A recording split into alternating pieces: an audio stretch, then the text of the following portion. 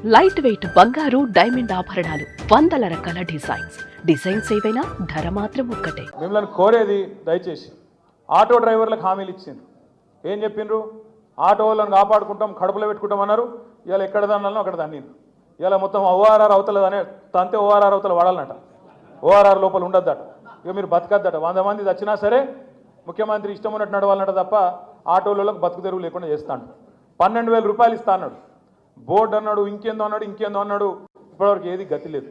నేను మా రాంబాబు అన్నతో రిక్వెస్ట్ చేసేది, మా బీఆర్టీ రూప్ సింగ్ గారితో మిగతా మిత్రులతో రిక్వెస్ట్ చేసేది ఏంటంటే, దయచేసి మే 1 లోపల 15 రోజులకు ఒక ప్రోగ్రాం తీసుకోండి. 15 రోజులకు ఒక ప్రోగ్రాం. ఆటో డ్రైవర్లు ఒక ప్రోగ్రాం. రెండోది గిగ్ వర్కర్స్ ప్లాట్ఫామ్ వర్కర్స్ అంటారు. అంటే ఏంటిదంటే ఇప్పుడు మీరు ఇళ్లలో కూర్చొని స్విగ్గీ బటన్ వత్తంగానే స్విగ్గీలో ఇవాళ మీ పిల్లలకి ఎరికే ఒక బటన్ వత్తంగానే ఏ కూర కావాలంటే ఆ కూర వస్తుంది.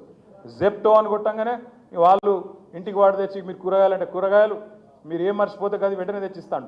జొమాటో ఇంకేమేం పాడనే వస్తుంది నాకు తెలియదు, నా ఫోన్లో లేవు.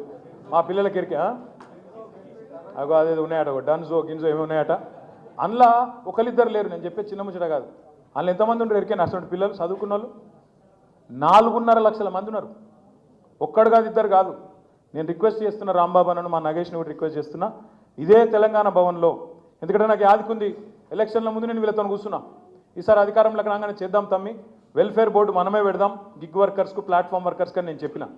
వాళ్ళు ఏం చేశారు, కాంగ్రెస్ వాళ్ళు మనం చూసి కాపీ కొట్టి రాహుల్ గాంధీని తీసుకొచ్చి ఆయనను కూర్చోబెట్టి ఆయన చుట్టూ వీళ్ళని కూర్చోబెట్టి మేము వస్తూనే ఉన్నాం, రాగానే తెల్లారే చేస్తామన్నారు. మరి ఇప్పుడు 1 ఇయర్ అయిపోయా, రాహుల్ గాంధీ లేడు, ఇందిరాగాంధీ లేదు, సోనియా గాంధీ లేదు, ఎవడు పత్తలేడు.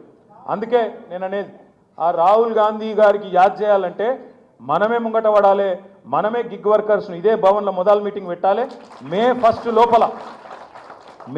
లోపల బడ్జెట్ పెట్టేది ఉంటుంది. ఫిబ్రవరి మార్చిలో బడ్జెట్లో పెట్టాలి. ఆటోదైనా గిగ్ వర్కర్స్దైనా ఇద్దరి అంశం కూడా బడ్జెట్లో పెట్టాలి.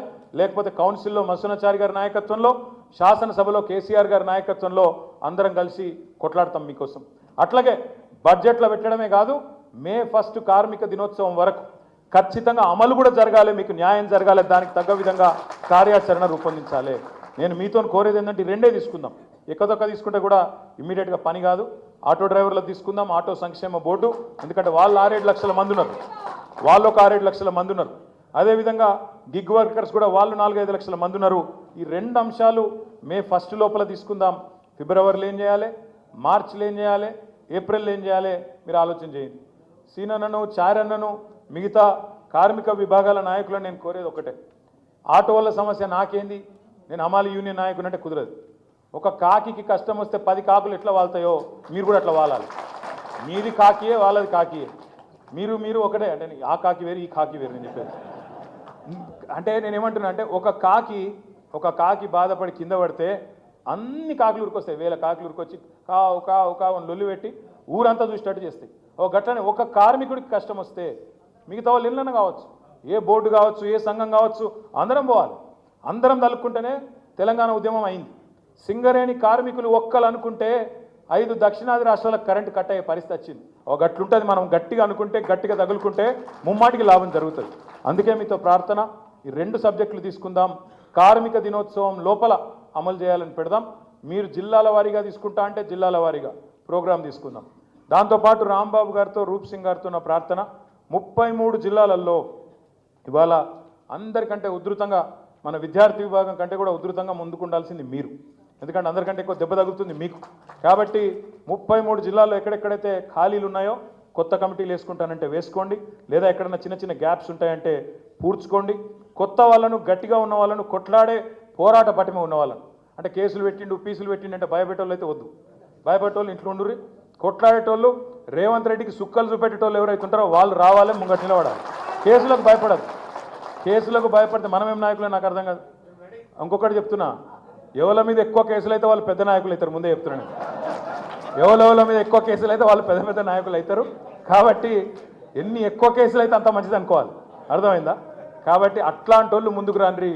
పోయింది అధికారం మాత్రమే, పోరాట పటిమ కాదు. తప్పకుండా కాంగ్రెస్ ప్రభుత్వం యొక్క 420 హామీలు ఏవైతున్నాయో, 420 హామీలు యాద్ చేద్దాం, గుర్తు చేద్దాం, ఎంబడబడదాం.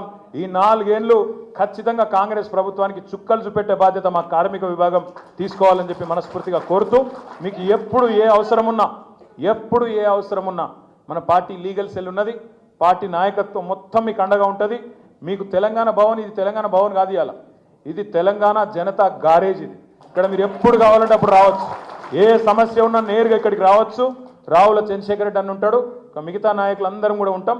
మీకు ఎప్పుడు ఏ సమస్య ఉన్నా దయచేసి రండి, మాకు వచ్చి చెప్పండి. న్యాయపరంగా కొట్లాడాల్సి వస్తే న్యాయపరంగా కొట్లాడతాం, ప్రభుత్వంతో కొట్లాడాల్సి వస్తే ప్రభుత్వంతో కొట్లాడతాం, మేనేజ్మెంట్లతో కొట్లాడాల్సి వస్తే మేనేజ్మెంట్లతో కొట్లాడతాం.